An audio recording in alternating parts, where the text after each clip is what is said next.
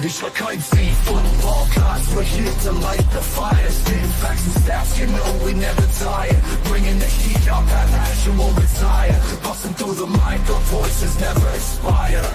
We ignite the spirit, never fade out. Light the torch, USC fans rise up high. On this podcast, we aim for the sky.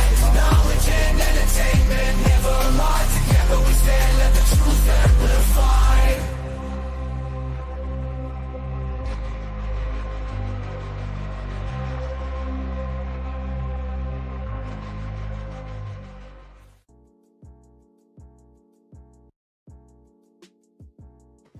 What's going on, Trojan fans? Welcome back to another live episode of the Light the Torch podcast.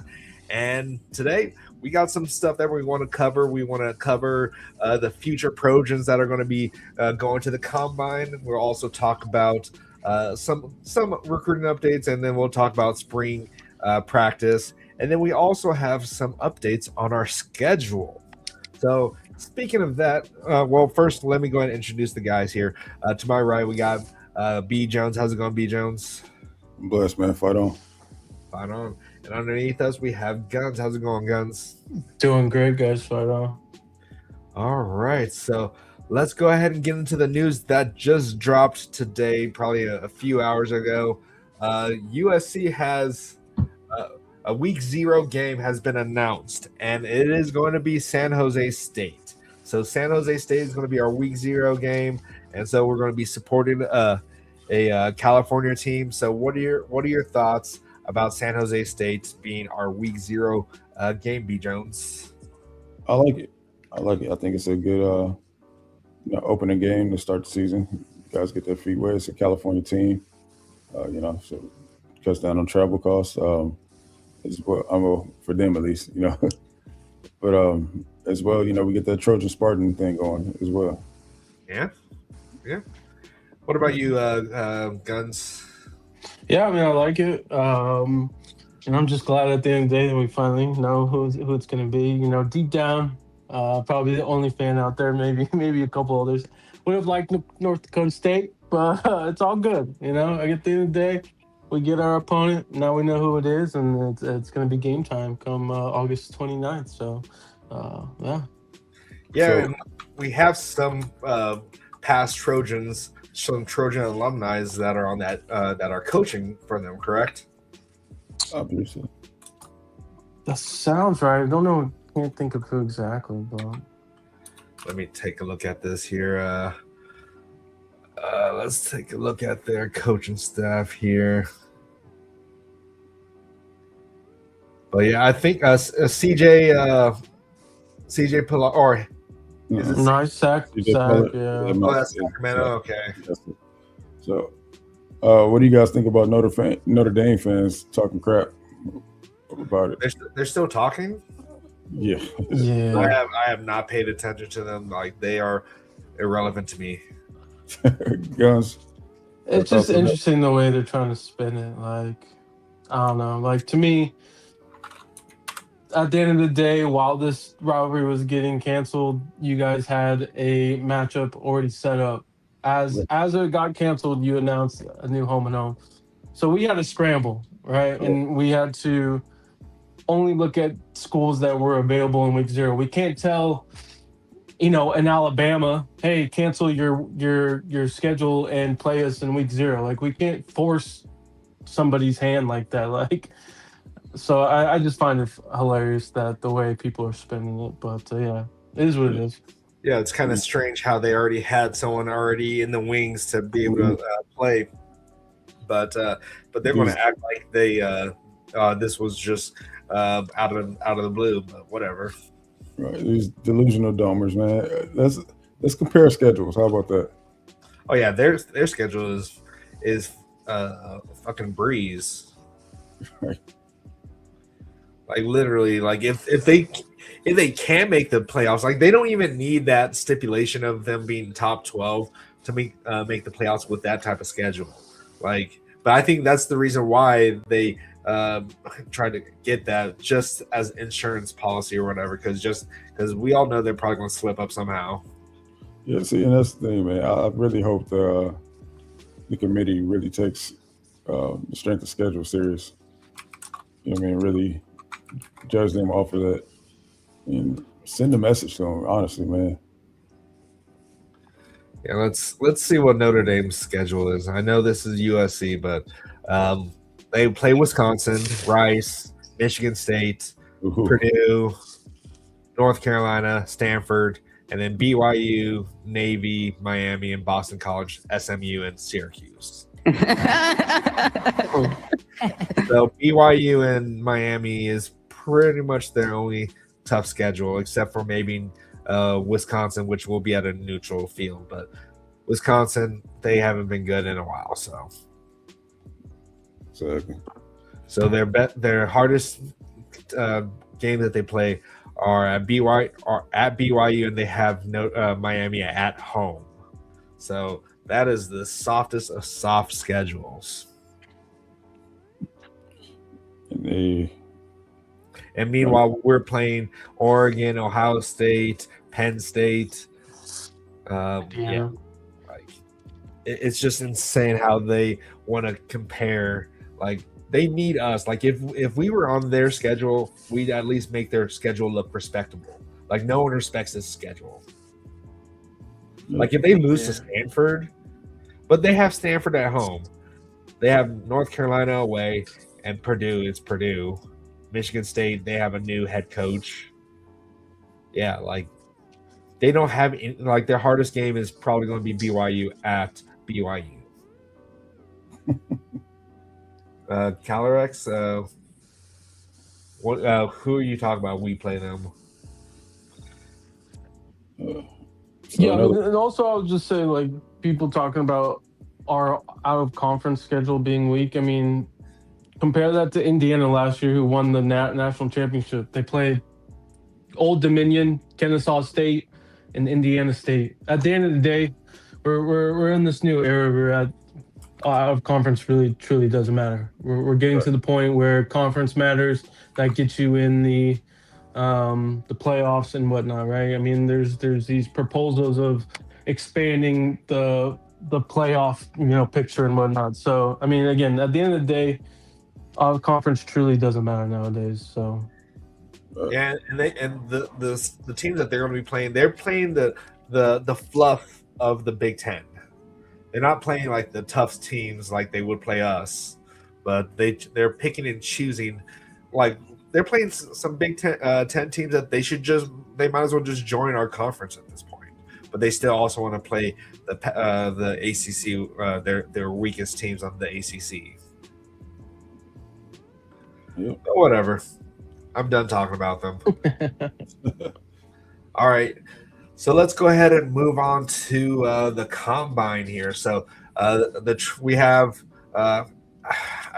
where's the list here? So we have, I think, 7 players that are going to be at the combine.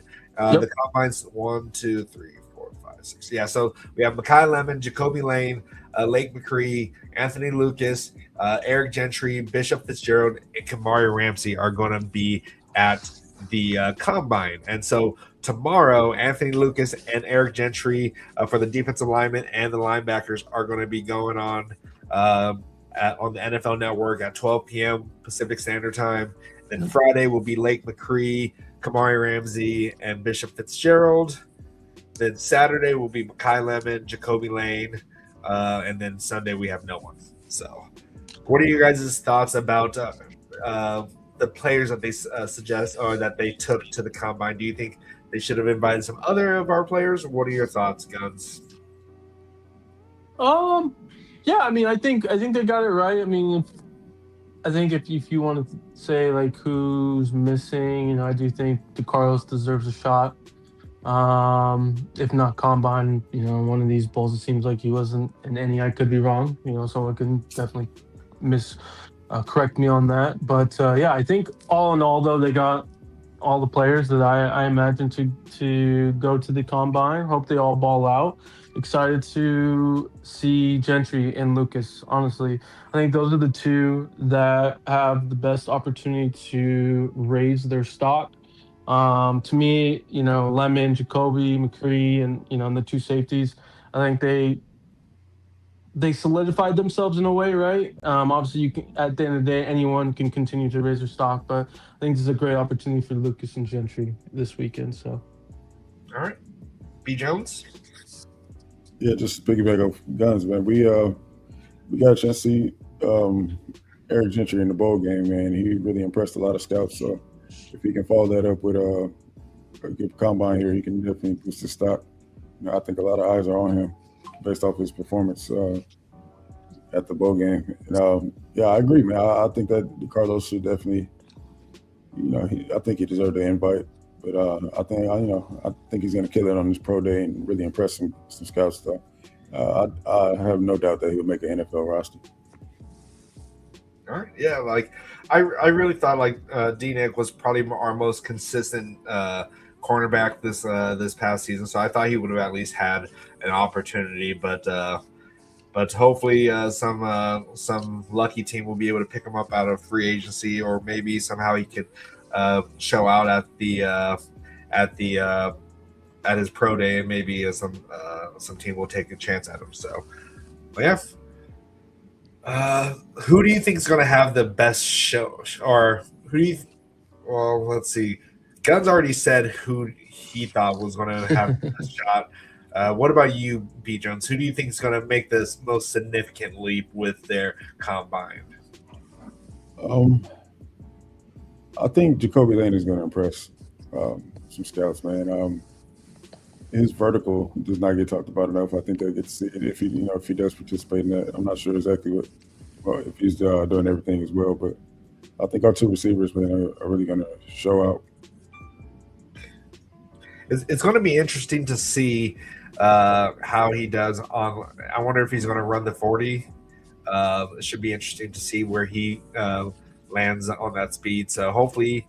What do you think Jacoby could run on the 40, B Jones? Say 4.4, 4.5, 4.4 area. Oh, so he's as fast as me. Okay, cool. Whoa.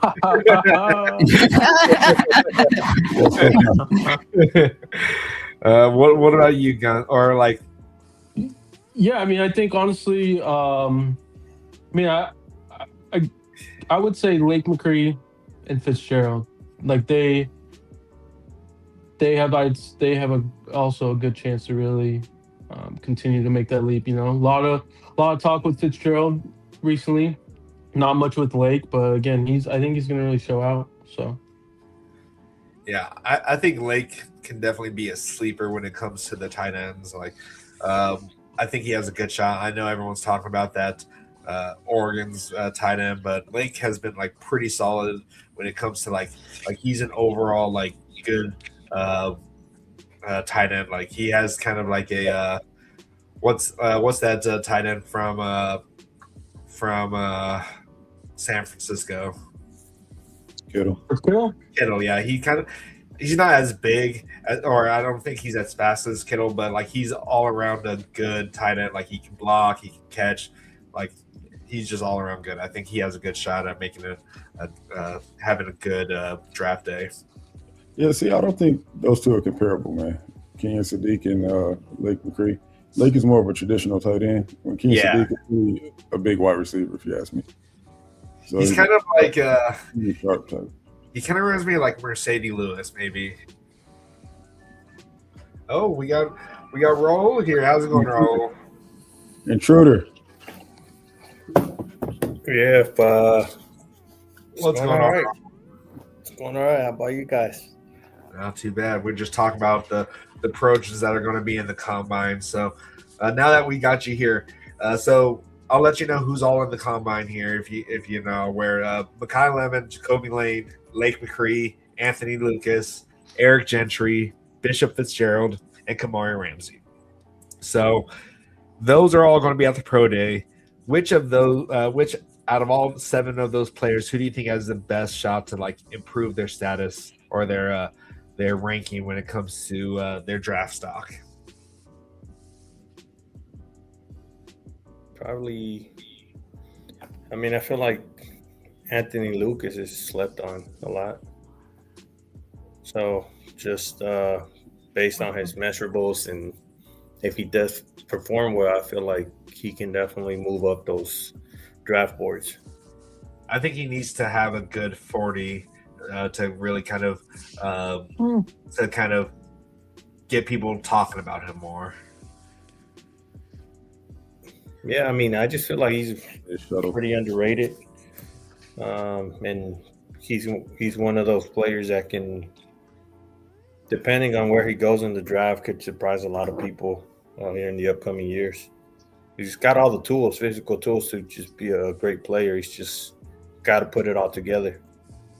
Yeah, I just think for him, man, last year, you know, the way the season ended, before that, man, he was turning that corner of being dominant, in my opinion, man. I don't know if you guys remember me mentioning that before, man. Like, he was starting to peak, and then, you know, injury happened. Yeah. Yeah, the injury last year definitely kind of slowed his momentum down. Who did you guys pick for that question? For me, I picked Lake McCree, and B Jones, you picked who did you pick? Jacoby, and what about you, Guns? I mean, I mentioned Lake and Fitzgerald. Oh yeah, outside of I picked 2. And also, let's get your thoughts on San Jose as week 0. Hey, keep it here in California, Cali ball. Yeah, I'm not mad at it. Man, we have a really tough schedule next year, so we can use a game where we should be able to win, pretty easily. So, and then also paying a good California school at least some money, because are they they just came into the to their new conference, right? Now they've been in MLS for a minute. I think. What was the California school that just was it? Sacramento. Sacramento, yeah. Okay, They're going to be in the MAC. Yeah. Okay. All right.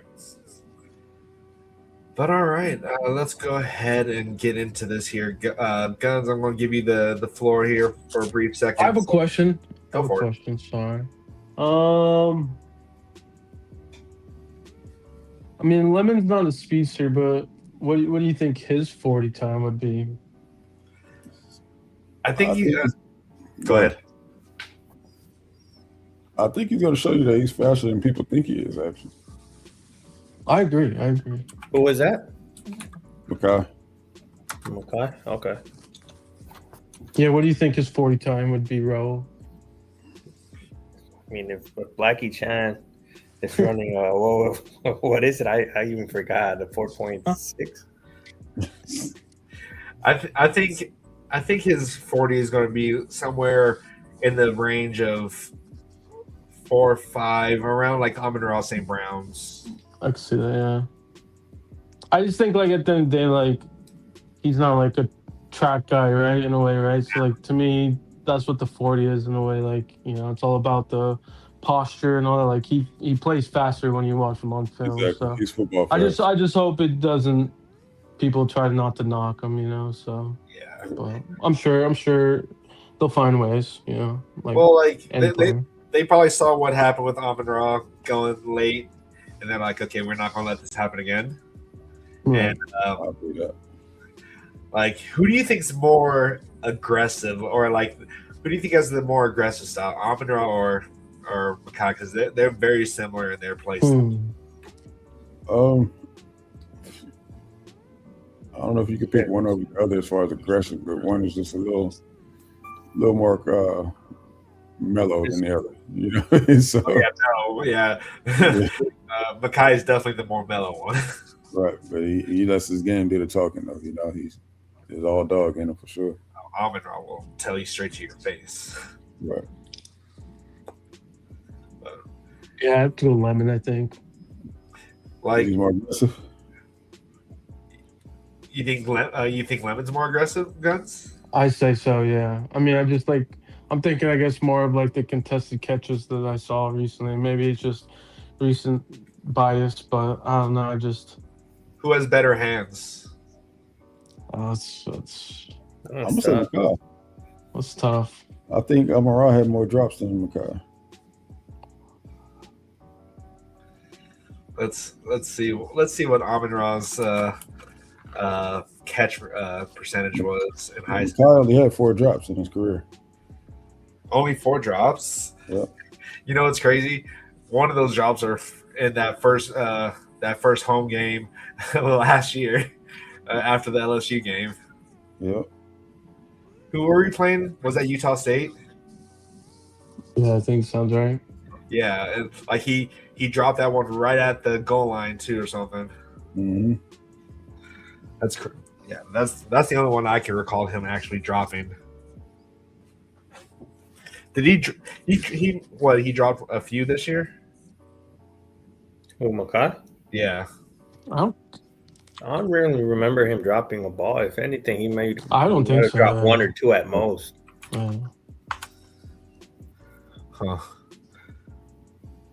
I mean, you can't go wrong with either one. I would go Amon-Ra just because he's in the league already. He's been proving it in the league for a few years now. So Makai has the potential to just be as great, if not better. Yeah, it's definitely going to be interesting to see what team picks him. A lot of people are predicting him to go to either Baltimore or Pittsburgh, which would be 2 good places for him to land, actually. Yeah, no, not Baltimore, but I think he leaves. Of course, he's gone before then. Of course, you don't want to go to Baltimore. No, don't want to meet the guy. He won't even have a quarterback in Pittsburgh, though, right? Aaron Rodgers would be coming back. Dude. He could be the quarterback role. That's all I care about, dude. You know what I'm saying, dude? So, what do you guys think about Carnell Tate? You know, people putting Carnell Tate over Makai. They just look at Take your Cardinal glasses off first. Okay, now answer. Who? Tate? I mean, I think it deserves to be in the wide receiver 1 discussion, but yeah, I personally wouldn't put him over. I mean, I guess it just depends, like, you know, what the team's fit is. Yeah. But yeah, you can say I'm biased, obviously, but yeah. I was gonna say Tate has all the potential and tools to be a great wide receiver as well. So I can understand why certain individuals might put him ahead of Makai Lemon because of I think he's definitely a lot taller than Makai, right?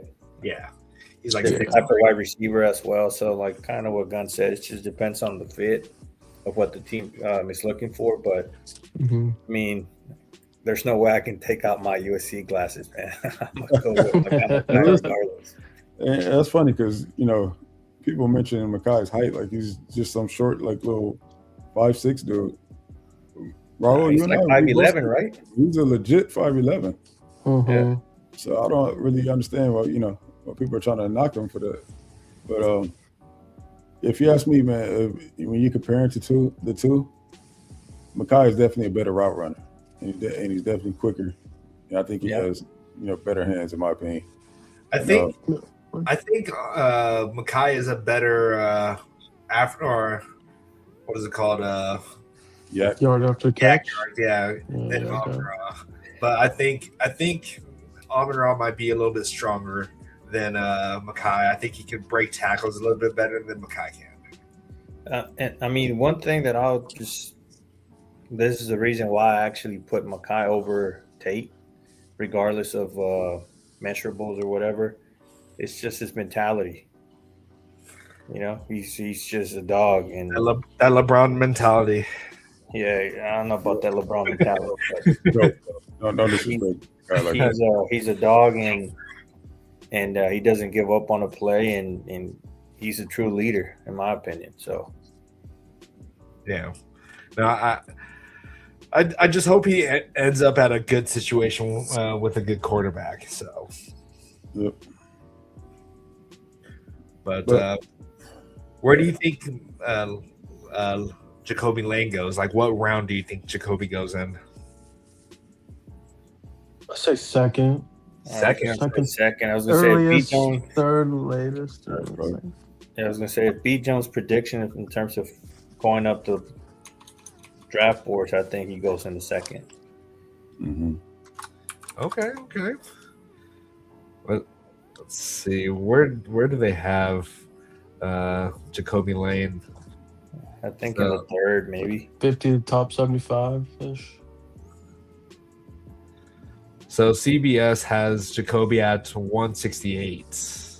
Oh wow. Yeah. they're tripping. He'll jump up. Yeah. If not They by have, the time, they have Zachariah Branch going at 59. see that one is very no knock on the guy. I just don't think at Georgia he really was what's been mentioned earlier. I mean, this week that graph came out. The chart came out of his routes, man. 51% as a screen. Yeah, he was screen king for sure. But so I don't know. I think when you go further down the process, I think teams will start to realize that, and hopefully not. And I still want the guy to get drafted high. He's a good kid. I wish him the best, but in my honest opinion, I think his stock will kind of fall a little bit once they start digging into that tape. Yeah. Unless he just blows everyone out the water at the combine. Raul, what do you think about this here? I hope the Raiders take down or trade down and draft Mackay in the first round and Carson Beck in the second and take Diego Paglia in the fifth. They need a lot of help. Well, I'm open for part of that. Like I would trade down and not draft what's his name? Mendoza. Yeah. Like I would trade the number 1 pick for the number 2 pick in next year's first rounder from the Jets. Who has the number 2 pick? The Jets? The Jets. Yeah. So I would trade that pick to the Jets, get the second round overall pick, and still get their first for next year. Why do people hate Mendoza right now? Not that I don't hate Mendoza. But there's a lot of hate going on him right now. They're calling him a diva, which I don't see it. But. Yeah, I don't see why he's a diva. Like I don't get that. I'm not a fan of him. But I don't think he's special. That's my issue. Yeah, I was gonna say I don't think he's special, but I'm not no damn analyst here or QB analyst or whatever you want to call it. So I could be completely wrong. But I personally think that if it was another draft, he wouldn't even be like if it was a draft when Caleb went Jaden Daniels and them. I think he would have been pick number 4 or 5 on that draft. The last QB. Yeah, he's not a generational quarterback, but he's a good leader. That's what I would say about him. He's a good leader, and he takes care of the ball, and that's what the Raiders need. That's true. Yeah, the Raiders need a whole bunch of other stuff, man, too. Man.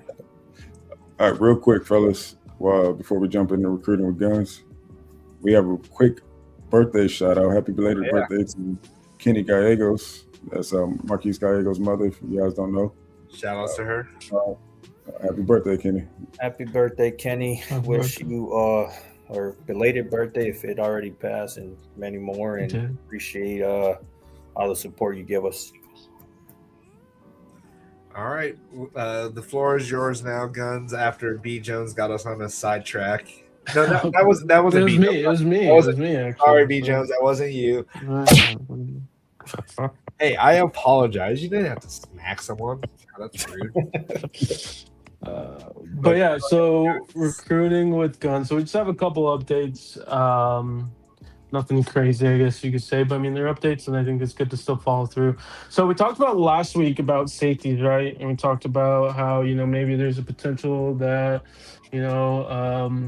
a safety kind of comes out of the woodworks that we're not hearing about, right? Because with the new staff in terms of the defensive side, we have Jaden Bailey out of Alabama. He's a top 80 player out of Rivals recruiting site. He will be visiting in March for the spring. Again, spring visits are very big nowadays. I mean, these are in a way kind of like the June visits nowadays, right? Like in terms of importance. So this is where you really get down to the nitty gritty. You find out, dollars and all that stuff. So I think this is a huge, right? This is somebody that we haven't heard a lot or at all really before the new staff. So I think this is a big get. Somebody again that's a elite player. So we'll keep you updated on that. But let's talk about trenches. So we had a couple offers out there that we sent out this past few days. One is Mitchell Turner, a defensive tackle out of Mississippi. He got his offer by Skylar Jones. We'll keep you updated on any visits or anything like that. I'm not hearing anything right now, but I just think it's a big time visit. He skyrocketed on Rivals recruiting sites, so he's definitely getting the love and all that, and he's a talented player. And then lastly is Drew Felder, a offensive tackle out there in California, in Servite, Anaheim. He's an Oregon commit. So, you might think, oh, he's a commit, he might not flip or whatever the case may be. USC is his dream school. So this is a big time offer. We'll see what happens. He didn't really want to comment, and people are kind of speculating it's because he didn't want to show love to us because he's an Oregon commit, whatever the case may be. But it sounds like he's going to try and visit this spring, which is big.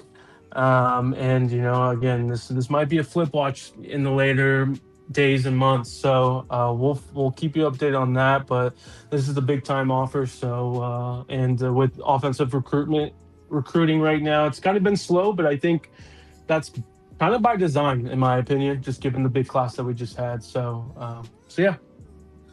We all know what's his name from the Scoop Dork. He's like, well, it's not over yet. I have a question though. What about this athlete, Brawley Tui Tupo? Like, are we going after him? Why do we? We offered him, a couple weeks ago. I don't think it's, I don't think so. I mean, we have other wide receivers higher in the, totem pole, if you want to say. We have Eric McFarland, Damani Warren, space in a couple of Sonny Giles. Nick Lerner, I think, is the guy's name as well. So yeah, we have a lot of other wide receivers, unfortunately, I think higher on the priority board. So I was really hoping we could get him. Hey, you never know. We could grow that Utah pipeline, VC. I'll keep you updated, buddy. I know you're big time on it. But yeah. So players, if you're hearing this, man, you got visits coming up. Lock your stuff up. Or take it home. All right. Anything left out would be considered a gift. Okay. That's how these things work. Oh God, sorry. I don't know why I decided to do that. I don't either. I really don't. BC. Okay. You got a new chain, BC? Are you gonna give it to the recruits? If they want to come steal from me, go for it. Have you seen the chain? Send it to Honor. This is just part of the new chain. That looks pretty cool. That looks pretty cool. It kind of looks like a. Were you here for the when I showed the chain? No, I wasn't. No. I was in Mexico. You don't like us. Yeah. Nice. The Spreewell chain. This is just this one's not even a. This is the funny one, right? But yeah, all right. Let's move on to the next thing that I know a lot of Trojan fans are not going to be happy about, but no spring game. Let me just put this up here. So USC's not going to be having a spring game. Why is it on the bottom? Get out of here. There'll be a spring game.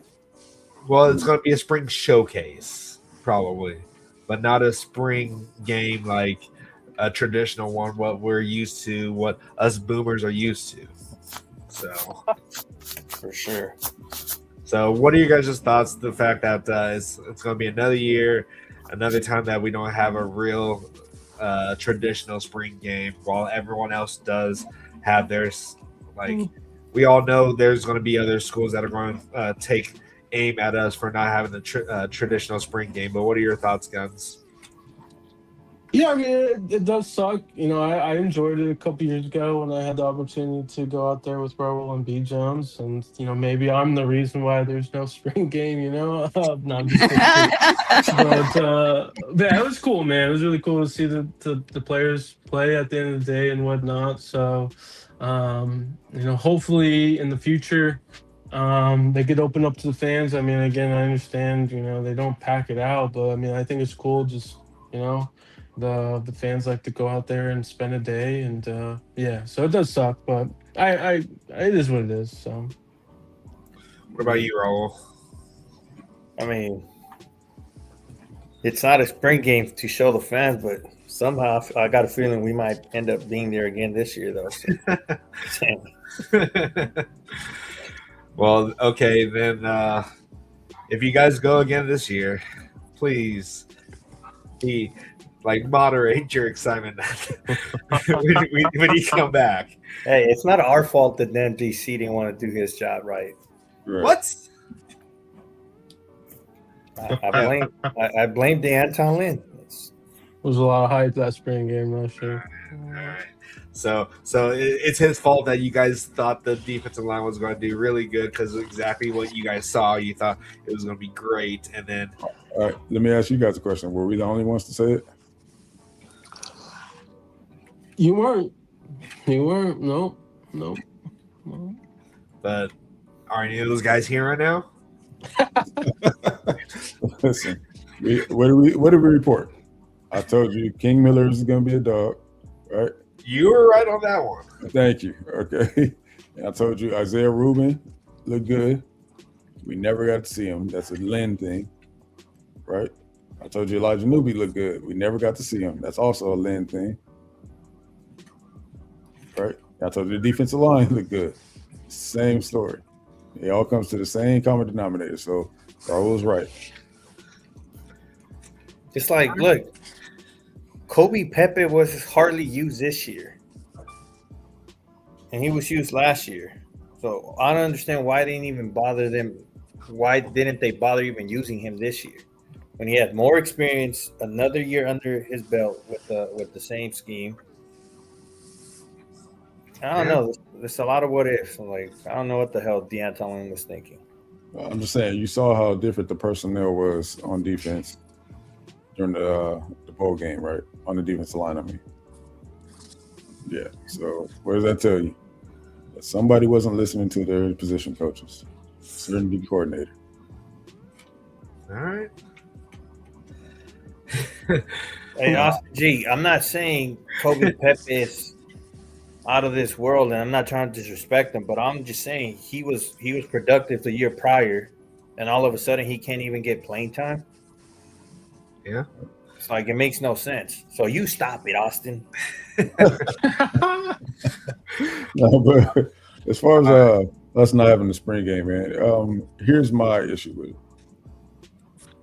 It's for the fans, right? And I know we don't have the biggest turnouts, but I think about the kid that lives on 42nd Street, right around the corner from the Coliseum, who can't afford to see Trojans play during the regular season. Yeah. You know what I'm saying? So it's things like that hurts me, because I know every time we go to the spring game, you'll see a bunch of kids there. It's their time to finally get to meet the players and everything on the field. People that they look up to, watching the games on TV, may not be able to afford to come to a game in person. So those are things I think we should consider when we make these moves. Yeah. All right. Yeah, Let's move. Go ahead. Like, to add to B. Jones' stuff, I definitely agree. Like, Lincoln Riley has been saying, the fans should come up or to come and support the team. So it's like not having that spring game for the fans. I feel like that's a big miss. Like, I understand why I understood why they didn't do it previously because of that second portal window. But this year, there's no portal window. So it's not like they can poach a kid out, right? I mentioned that last week, I think. So it makes no sense in that regard. So I don't understand the reason behind it other than, I don't get it. Yeah. All right. Now let's move on. Now let's move on to new DC means new breakout players. So what that means is, who do you think will have that additional chance to show that they deserve to be on the field? And we're just going to name one person. B. Jones. What? Don't what me? What? You know what I'm talking about. You're the one that is the biggest culprit of naming multiple people. Some stipulation of honorable mention this, but no. Give me one person on the defense right now that you think will have a much more impact that didn't have the opportunity last year. So, B. Jones. One person. I got a list, and you're gonna make me number one. Yes. That's just wrong. Then you will have a chance at the very end after that, so you can allow us to give an option. That's fair. I'm gonna have to say Elijah Newby. All right. And why? I think he fits this defense. I mean, he's a guy who's a tweener. You know what I'm saying? He can play multiple positions, and I think Gary Preston will find a way to use him. And I know people haven't really got much of a chance to see him, unless you've seen spring practices and, things of that nature, because we didn't really get to see him much during the season. But the kid flies around, man, really has a nose for the ball.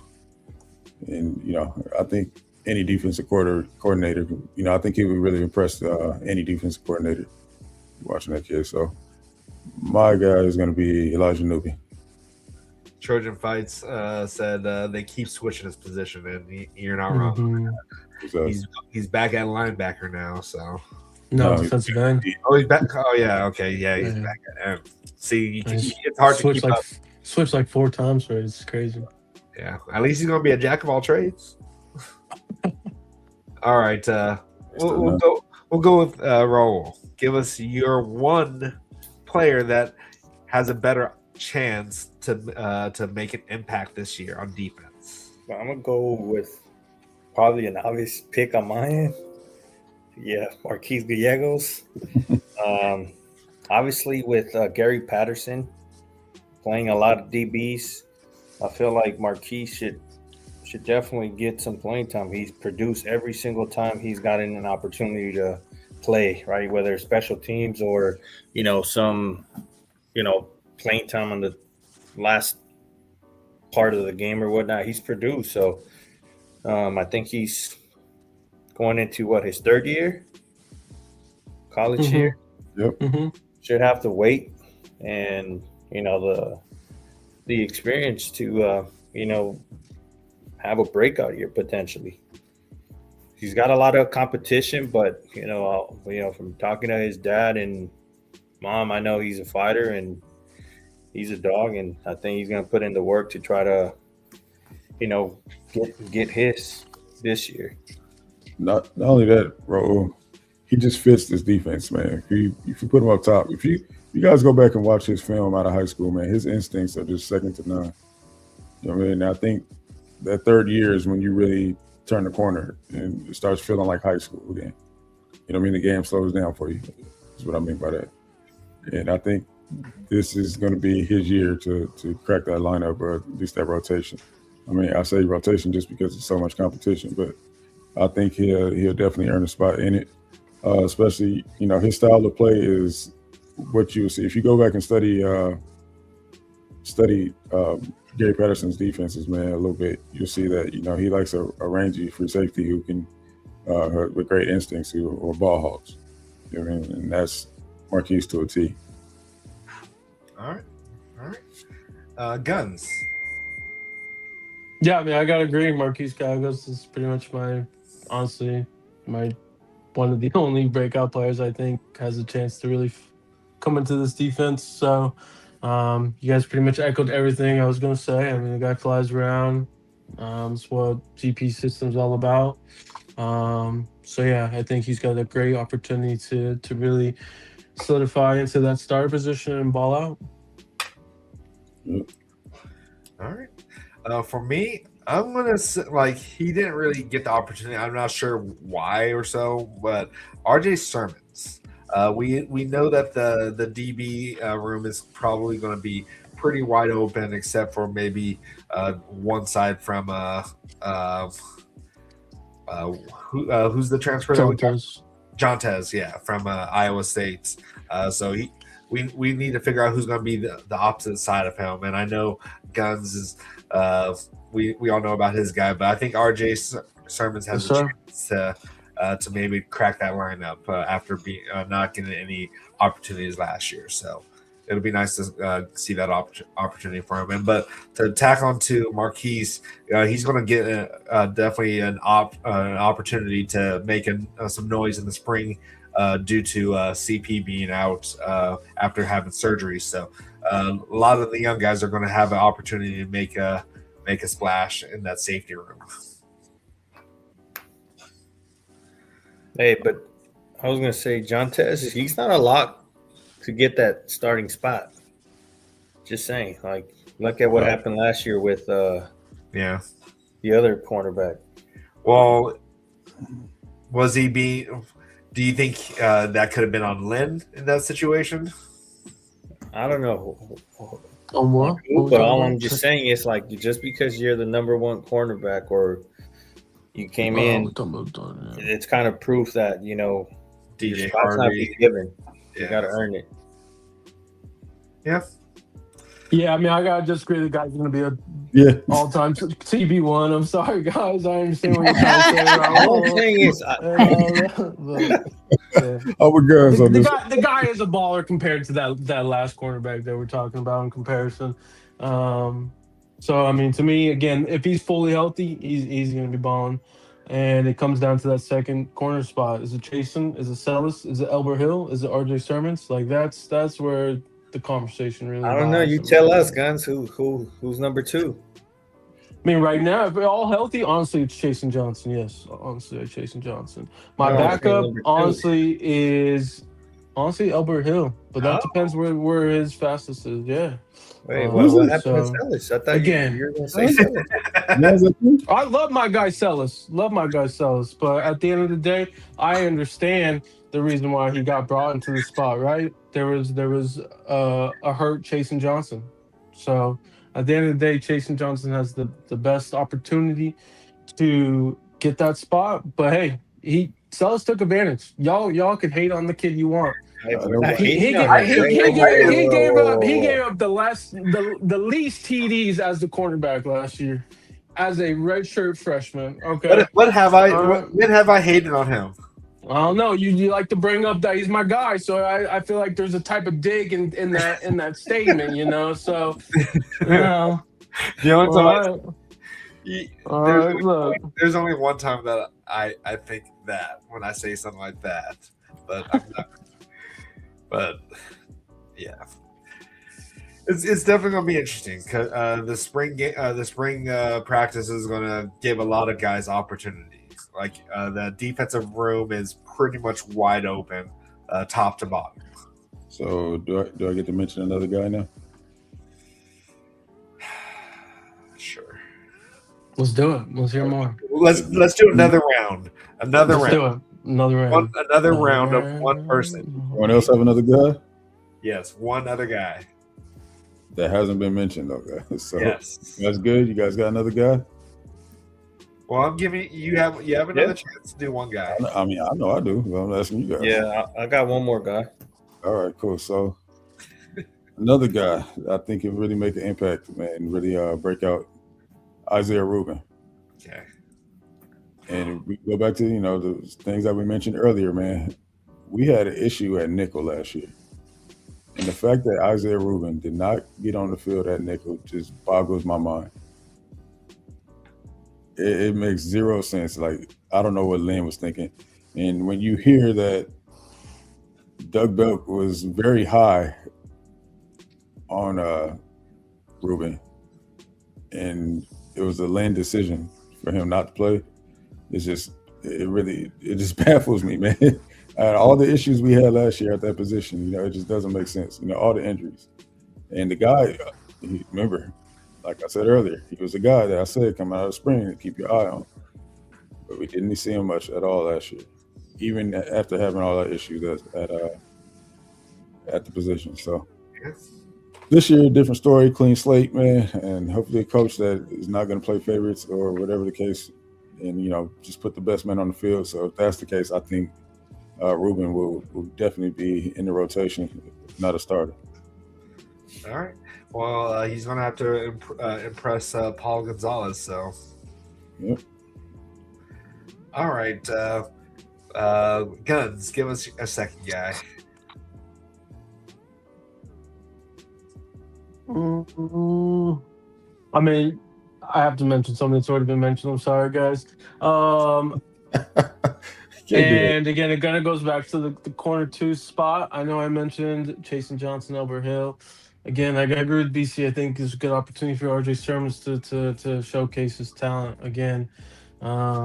Lengthy dude, right? Got some high-end speed, so pretty much fits the mold of the DB defense for GP system. So again, it's going to come down to who's healthy, who shows out in these springs and fall camp practices. So I mean, again, that corner 2 spot's so wide open, it's crazy. So in my opinion, but yeah. All right, roll. I'm gonna go with Jaw Jarrett. All right. I feel like he can have a big year this year if utilized properly. All right. What do you guys think of that pick, honestly? Yeah, I mean, I think he'll definitely get some more PT this year, and it's really up to him what he does with it. But yeah, we play a lot of run heavy teams, man. I think we need to put a heavy set out there, and I'm surprised we didn't do it last year, man. So yeah, I can see him having a better year. He really doing something this year. He just stay healthy. It's going to be interesting if he can get on the field more consistently with Alex being out there, along with my boy Jamian. I think Jamian's going to have a big year. So Tom, yeah. So Jaw Jarrett's going to have a lot of competition in that room, but he's gonna be a grown man at that point. But by the time the season starts already, he's going into his junior fourth year? Yeah, Fourth redshirt year, junior, right? yeah, redshirt junior, yeah. So, yeah, he's gonna be a grown man, and I know Winfield and them are, Jamian already looks like a grown man. But at the end, of the day, they are still young, right? And you guys saw Absolutely. what that difference in we saw age and maturity makes. We saw what Thanos was able to do on 1 foot Very as true. a freshman. On not even a legitimate freshman. He was like a pre-freshman because he was not supposed to be in that class. He should have been in this class. This So- yeah. He would have Was had. he? Yeah, right. Because he was like 17. Yeah. Yeah. So that's why I'm thinking, because seeing what Thanos did, and he was hobbled a majority of the season, I think Jamian could have that same type of impact. What do you guys think of Tamir Robinson potentially having a breakout year? Tamir, it's going to be – it really all depends on the linebacking coaching. But I think Mike Eckler is going to really get them right. Seeing him during his interviews, I think he's definitely the guy that we needed. So it's going to be interesting. But for my second person, I'm going to give this one's rough for me because I have 2 people that I want to say, but I'm going to go with Tristan Castro. Hold up. What? You just gave me this whole speech. You always have one person. And, blah blah blah. Then you should come Like out. you want. My person I was talking about was Jamian. That's not a guy that didn't have an opportunity last year, and you were going off on that. We're talking about people from last year, not this year. But you said But hold on, like right now you just said I'm gonna go with 2. No, I said I'm struggling with 2, and so okay. I said I went with Tristan Castro. Got it. All right. Rewind the tape. Blackiechainz. We're just having a podcast here, man. Let's not fight here. No. B. Jones was ready to jump. He was ready for it. I saw him. He was ready to hit that button on there. He's going to hit the little smack button. All right, BC, what about Tristan Castro? Yeah. We heard so much about him last year. We heard about him in the spring. We heard about him in the fall. What happened? Did he do something that did he like take Lynn's water or something and piss him off? Who knows, man? Like at this point, like from what we're hearing, it's just like if you did one thing that just rubbed Lynn the wrong way, you were pretty much demoted and you didn't get a chance. So Tristan Castro, he was probably one of the freshmen last year, besides Alex Graham, that we thought really had a good shot at seeing the field early. And heard all the good things from Lincoln Riley. Lincoln Riley went out of his way to mention Tristan Castro. And then we didn't see him. That's true. So I think he has a good shot. But where we're going to play him, though, like he's listed as a cornerback, but where can he get onto the field? Second side or the second side, but that's a wide open room at this point. So, well, all right, okay. Now that we've all had our 2, B. Jones. But I got one more. Yeah, you can have the floor. Say whoever you want. I'm kidding, man. We're good. I think we're good where we're at. You know what? Fine. So you don't have a third person you want to say? Oh, so you're Alex gonna take your second person that you were gonna say? My second person. D. Reddick. okay. Like we saw him. He showed some flashes last year. Like he had that one play that you got. I can't remember the play, but I think it was in the Illinois game that you guys mentioned on the side, and he kind of struggled, or was that D. Reddick? I can't recall, but I think he has a good shot at like the safety position's wide open at this point. So that's my third person. All right, let's go on. What do you guys think of Alex Graham? I mean, I know he didn't have a lot of games to showcase his talents last year, but where do you guys see him fitting this year? I don't think you can count him, man. But I think he's one of the guys that's being talked about the most as starter. So if he didn't get hurt, he would have been starting there at the very beginning of the season, probably. Right.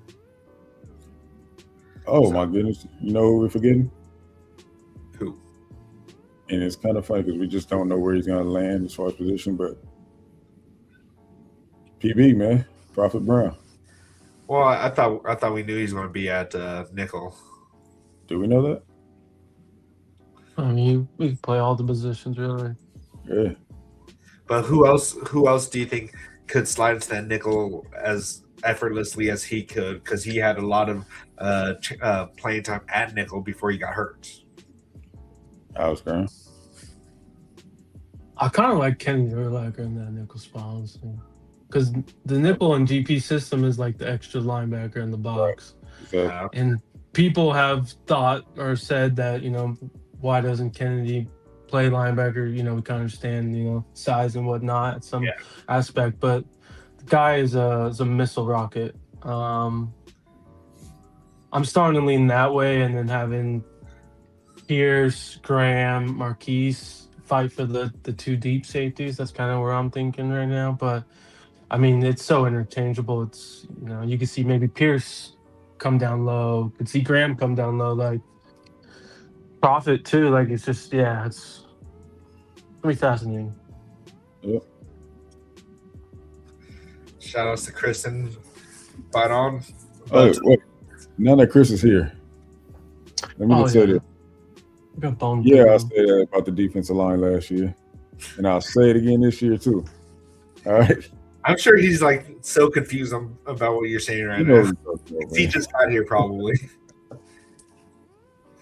Well, actually, maybe he'll jump online with us. But all right, let's move on to spring ball questions here. This will probably be the last thing here. So, what is your biggest question mark going into spring right now regarding just anything on the defensive side?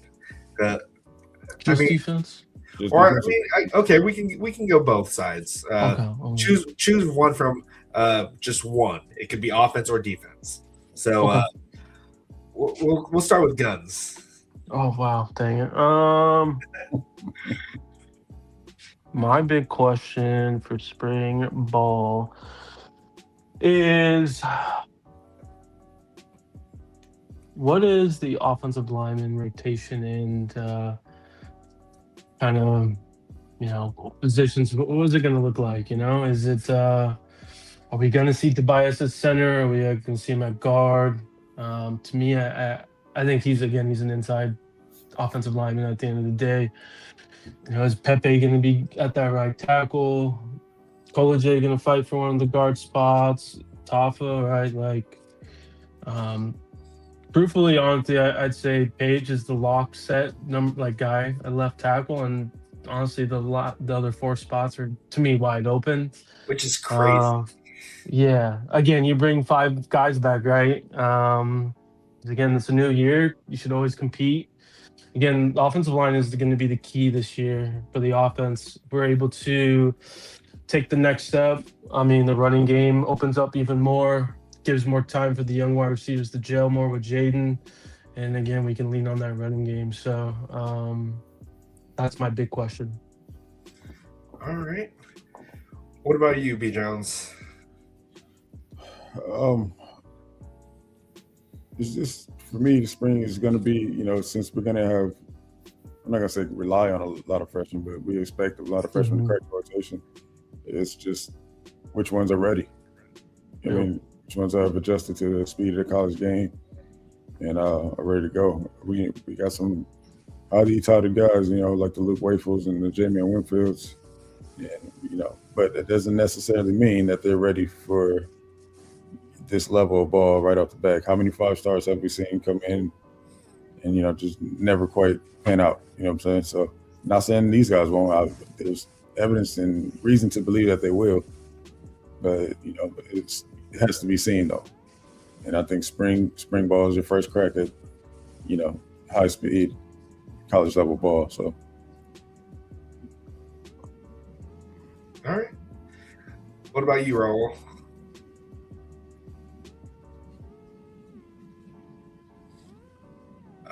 Might be doing something. Go ahead. We're talking about defense side of the ball, or Just pick one question. Doesn't matter which side of the ball. What question mark do you have for the 2026 season,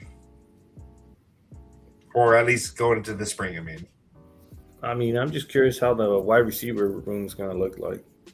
We know Tanuk is going to be probably the main guy, but I'm just curious what the other positions are going to look like. I'm not worried about that side of the ball. I'm just curious how it's going to end up looking like by the time the season starts. All right. Yeah. For me, it's just going to be – it really has to be on the defensive side, the linebackers. Like, we have the talent. Can Mike Eckler, I believe he can, but I need to see it to believe it. Like, I need more consistency from the linebackers than we did last year. We went from having for the most part, pretty consistent with when we had Matt Entz as the linebacker coach, and then we just took a huge dip. And that was with a guy that easily could have been a All-American just based off his skill alone. But we just saw a dramatic decrease with our linebacker play because of just the coaching, I feel like.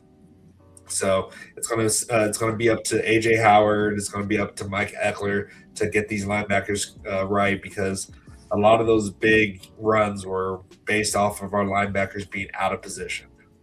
So that's going to be a difference between our defense being a top 50 to even maybe a top 25. But so we have some questions here from Calorex or Alex Rose. Can Walter Matthew be a second tight end? What do you guys think about that? TBD, man. That's what we all want to know. You guys know I've been, very high on Walter Matthews and waiting for him to break out since he's been on campus, man. So I'm hoping this is the year for him. He's, big body. I know there's kind of reports that he struggled blocking. And so he spent a lot of time with the offensive line last year to learning blocking. And, hopefully we get to see that pay off. Yeah, personally, I think it's going to be a rough shot for him. Tucker Ashcraft is coming in, and we already saw that Chad Savage was really high on him the moment that they talked about him during this last media day, and then also that the transfer from JUCO, the number 1 tight end coming out of JUCO, is going to be there. We already have Mark Bowman out there, so it's going to be interesting. And then of course Joey Olsen out there. Oh my God.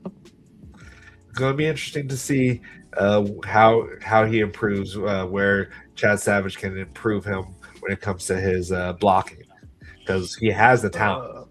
He's definitely a talented tight end. So you're a funny guy today, BC. Funny guy. He's full of jokes today. Wait, am I forgetting that he transferred or something? He did, dude. He did, yeah. He being serious right now or no, dude? I can't tell now. What? I thought we kept him for some reason, because I thought it was the other tight end. What's his name? It is what it is at this point. Lisa. Oh man. Yeah, he's gone. Him and He's at New Mexico, isn't he? Walter or Lions. New Mexico State. I can't remember. It's not with USC. I'll tell you that for sure. But either way, it's going to be a struggle for him to really break into that starting lineup, in my opinion. I don't think we know that for sure, man. I'm just going to be honest. He had the same coach last year. Okay. That's true. Chad Savage is this Chad Savage's second year with USC? That's correct. Okay. Yeah.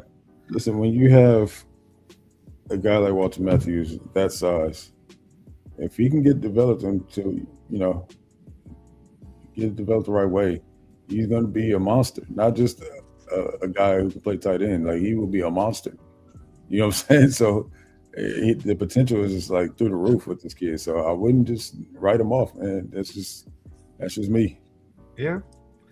And I hope I'm wrong about that, but it's just, I think it just comes down to the blocking. If he can block, he'll compete with Tucker.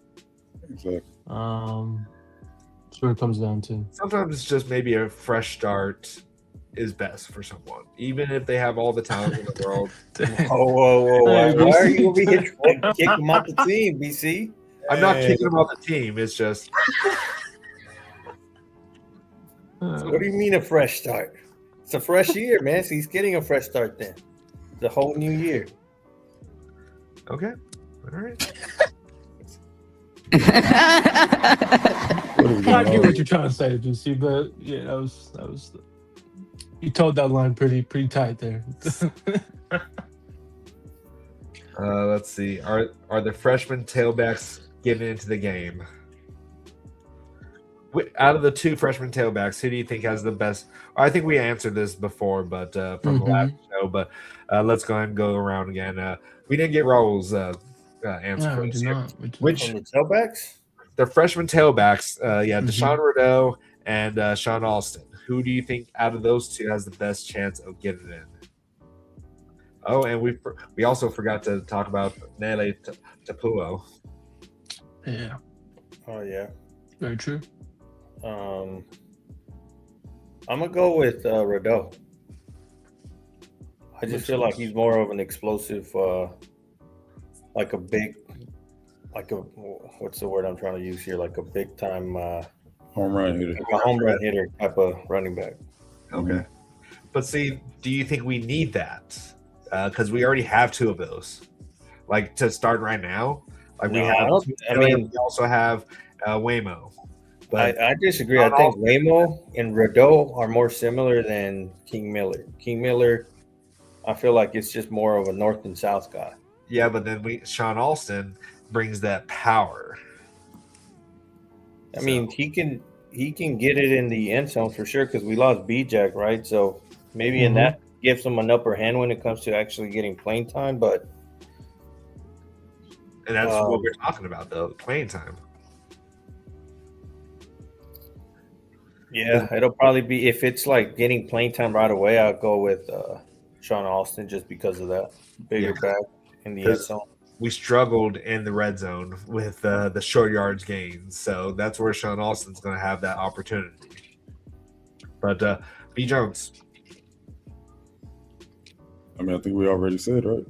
Yeah. Right. Yeah, we just didn't get draws, so that's fine. What did you guys pick? Deshaun. Deshaun, yeah. Yeah, we said. Well, I think Deshaun would be used in some packages, is what I said. Yeah, he's just the better, he's the better one to catch the ball out of the backfield. So That's what I was thinking in my head, but since you brought up goal line work, I was like, yeah, I can see Sean Alston getting goal line work for sure. yeah. All right. Is what we're concluding, right? Say it again. So there is a path for both to see the field this year, is what we're concluding. Yeah, especially with Waymo getting injured, man. So they might ease him into the lineup, and Hey. Don't put that juju out there. I'm not. I'm just saying. I said ease him into the lineup, just making sure we're cautious with him. Oh no, he's going to be fully healthy. Like he probably could have played in that bowl game. But I need to see a full year away, Mo. I need to see it. I think that'd be just. Yeah. Oh, we all would love to have a full year because he was already on his way to a 1,000-yard game or a season. But unfortunately, that Michigan game happened. Well. So yeah, we lost 2 running backs in that game. So we did. All right, so I'll put the fun game though. yeah, it was definitely a good game. I'll put the link in the chat. We'll maybe take a few callers here, but well, actually, I mean, technically, it's already past our hour. Maybe we'll take 1 or 2 calls at this point, but we'll keep it brief. So, but other than that, any other questions before anyone jumps on here about spring ball that you guys want? Hopefully, we can address. You're on mute, B. Jones. It looks like you're about to say something. Oh, Anthony James, what's going on, Anthony James? Hi. Yes. I'm on the side with Guns too about the offensive line. It's going to be interesting because we got Mitchell. What's going on, Mitchell? Oh my God. Man, I just stood up. Since quicker than I thought. I mean, I'm just slowing down. Fight on. How you guys doing? Good about You answered yourself? I like the Redeemer tailbacks. I know there's Jordan, King, and the 2 freshmen. There's a 5th one, right? I know Dalton transferred. I think we lost somebody else. I'm liking that the tight ends too. Maybe go over that. Thanks for taking my my call. I know it's not a call, but stream. Anyway, thanks for letting me on the show. And I kept it brief this time, I hope. Anyway, fight on. Have a good week. Appreciate it. You too, man. What on, Mitchell? Yeah, we have Riley Wormley as well, so we can't count out Riley Wormley, and he started to get some playing time towards the end. So. Yep. I think we still need to see more Worm too, man. He's should be as healthy as he's ever been since he's been on campus, man. So he's definitely our speedster. I think. Do you think he's our fastest back?